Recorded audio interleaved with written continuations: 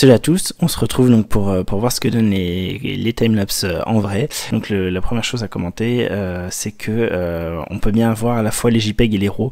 Donc ça va être comme quand on fait l'option JPEG plus RAW. En timelapse, on aura le JPEG plus RAW. Donc là, faut se méfier, parce qu'évidemment, quand on a un A7R3 comme moi, ça peut très vite monter quand on a des centaines, voire des milliers de photos. Donc moi, ce que j'ai fait, c'est que après le premier coup, j'ai fait attention de mettre que les JPEG. Donc je suis en qualité extra fine. Et l'autre chose qui, par contre, est un peu dommage, c'est que pendant ce timelapse, l'appareil photo n'a pas une fonction qui fait qu'au bout de, je sais pas, 2-3 minutes, il éteint l'écran par lui-même. Enfin, il va le faire évidemment si vous l'avez mis vous dans les réglages, mais c'est pas influencé par le timelapse. Donc du coup, moi, ce que je fais, c'est qu'en fait, quand je le lance, j'appuie sur mon bouton disp du haut que j'ai laissé par défaut et qui donc permet de changer les différentes informations affichées à l'écran, et en particulier au bout d'un moment d'étendre l'écran, et donc ce qui fait que ça préserve quand même grandement la batterie.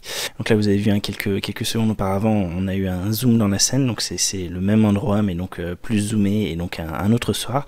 Et là donc ici dans cet exemple là et avant, j'étais en fait en mode adaptation moyenne, et on va passer on va attendre, hop, tac, voilà. Donc là on passe donc toujours à peu près le même cadrage, donc ça c'est encore un autre jour, un autre soir, et donc cette fois je suis en mode adaptation lente. Donc c'est pour vous montrer un peu la différence qu'on peut avoir entre ces différents modes, et on verra évidemment la mode adaptation rapide après, je vous dirai quand ça passe. Là il faut savoir que j'étais en mode P avec du coup tout en automatique, à part la mise au point que j'avais fait en mise au point manuelle sur les bâtiments là, mais donc j'ai par exemple pas du tout fait attention à mon temps de pause, j'aurais dû faire une pause plus longue pour avoir quelque chose de plus smooth. Bon là c'est pas le cas, ça donne quelque chose d'assez saccadé. Puis pareil, du coup j'avais pas fixé ma balance des blancs, donc il y a des petits changements, voilà, faut pas faire ça évidemment, c'est raté, mais bon, le but était pas de faire un truc esthétique, je l'ai fait un peu à l'arrache, je vous avoue, c'était surtout de voir le fonctionnement. Là déjà vous avez peut-être vu, mais la vidéo sort en retard, c'est qu'en fait je prépare, on a un voyage, on part après-demain pour Malte. Du coup on était bien à l'arrache en plus, avec des trucs à côté pour le travail, etc. Bref, tout ça pour vous dire, désolé pour le retard, et je vous invite à aller suivre mon Instagram, j'essaierai de poster des photos en live de ce voyage, donc allez-y, je le mets en fiche, et sinon il est en description.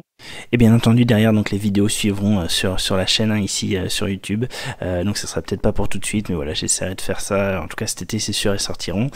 Et donc si on revient au timelapse, justement là on va attendre, et hop, voilà, donc vous voyez là, donc on est maintenant en mode d'adaptation rapide, donc on va le voir en particulier si vous regardez la maison, donc là avec le volet vert, la jonction entre les deux toits, entre le toit du bas on va dire et le toit principal, vous voyez que là par exemple ça scintille beaucoup, on a vraiment une adaptation assez forte, assez rapide, on sent de l'appareil pour essayer de compenser les changements de luminosité.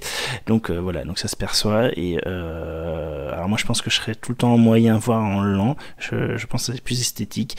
Et donc sachant que ça c'est vraiment l'utilité évidemment pour le changement entre jour et nuit, que si on était qu'en jour ou qu'en nuit on pourrait se mettre en tout manuel et pas du tout avoir à essayer d'adapter comme ça la luminosité en fonction de ce qu'on avait, on se fixe une fois pour toutes, et voilà.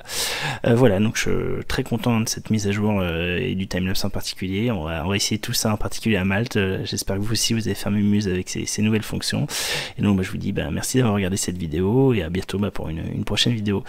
Salut.